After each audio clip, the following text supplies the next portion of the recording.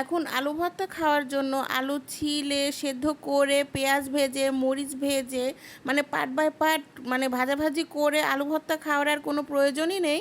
কারণ এখন আলু ভর্তা খেতে হলে প্যাকেট থেকে বের করেও সরাসরিই খাওয়া যাবে। হ্যাঁ ভাই, ঠিকই শুনেছেন, দুনিয়াটা বদলে গিয়েছে, বাংলাদেশও বদলে গিয়েছে, তাহলে খাবার ধরনটা কেন বদলাবে না? তো যাই হোক, 140 টাকা দিয়ে এই আলু ভর্তার প্যাকেটটা কিনে নিয়ে আসলাম। আর এই প্যাকেটের মধ্যে যে আলু ভর্তাটা আছে এটা নাকি 4 জন মিলে খাওয়া যায়। তো দেখা যাক এই আলু ভর্তাটা খেতে কেমন হবে আর কেমন কেমন করে বানানো হয় সেটাও চেষ্টা করা যাক। তো আমি 1 প্যাকেট আলু ভর্তা কিনেছি, আর কত টাকা দিয়ে কিনেছি সেটাও বলে দিয়েছি অলরেডি। তো প্যাকেটের মধ্যে দেখছি অনেকগুলো ইনগ্রিডিয়েন্টসই আছে, আমি একে একে বলে দিচ্ছি যে এখানে কি কি ইনগ্রিডিয়েন্টস আছে আলু ভর্তা করার জন্য। তো প্রথমেই দেখছি একটা প্যাকেট, সে প্যাকেটের মধ্যে গুঁড়া মানে আলুর গুঁড়া আর কি। তো গুঁড়াটা দেখে আমি প্রথমে একটু কনফিউজড হয়ে গিয়েছিলাম যে এই গুঁড়াটা আবার কিভাবে ভর্তা করা যায়। যাই হোক, গুঁড়াটা আমি প্রথমে প্লেটে ঢেলে নিলাম, তারপরে দেখলাম পানি পরিমাপ করার জন্য একটা পলিও দিয়েছে। এখানে কতটুকু পরিমাণ পানি লাগবে সেটা এখানে লেখাই আছে, তবে পানিটা একটু উষ্ণ গরম করলেই ভালো হয়। তবে অনেকের ভিডিওতে দেখেছি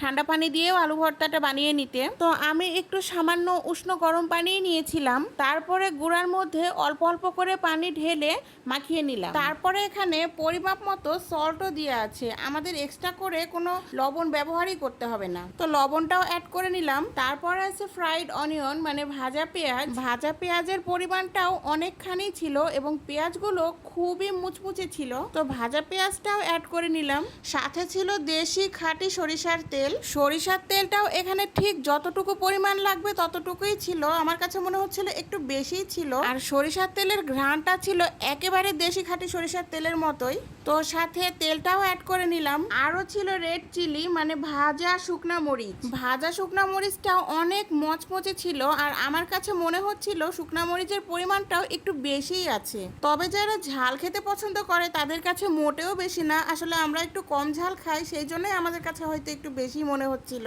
তো শুকনা মরিচটাও সাথে অ্যাড করে নিলাম, আর মরিচের বোটাগুলোও ছাড়িয়ে নিলাম। আর আলু ভর্তাটা মিক্স করার সময় আমাদের হাতে যেন ঝাল না লাগে তার জন্য একটা হ্যান্ড গ্লোভসও দিয়ে দিয়েছিল। তো হ্যান্ড গ্লোভসটা পরে নিয়ে খুব সুন্দরভাবে ভর্তাগুলো সব একসাথে মিক্স করে নিলাম। আর এ পর্যায়ে একটু সময় নিয়ে খুব সুন্দরভাবে ভর্তাগুলো মিক্স করতে হবে। আর ভর্তাগুলো মিক্স করে দেখতেই পাচ্ছেন, দেখে মনেই হচ্ছে না যে এটা প্যাকেটের আলু ভর্তা, মনে হচ্ছে একেবারে দেশি আলু ভর্তাই আমরা বাসায় তৈরি করেছি। আর আমরা তো বাসায় 3 জন, তাই আমি ভর্তাটা 3 ভাগ করেই নিয়েছিলাম। তবে শুরুতেই আমি বলেছিলাম প্যাকেটে যে পরিমাণ ভর্তা আছে সেটা আনুমানিক 4 জন খেতে পারবে, কিন্তু ভর্তার পরিমাণ দেখে বুঝতেই পারছেন এখানে 3 জনের বেশি খাওয়া সম্ভব না। তবে 4 জনও খেতে পারবে, তাতে করে পরিমাণটা একটু কম হবে। আর ভর্তাটার টেস্টও মোটামুটি ভালোই ছিল। তবে আমরা ঘরে যেভাবে দেশি আলু দিয়ে ভর্তা তৈরি করি সেই আলু ভর্তার যে টেস্ট সেটা কখনোই প্যাকেটের আলু ভর্তা থেকে পাওয়া যাবে না।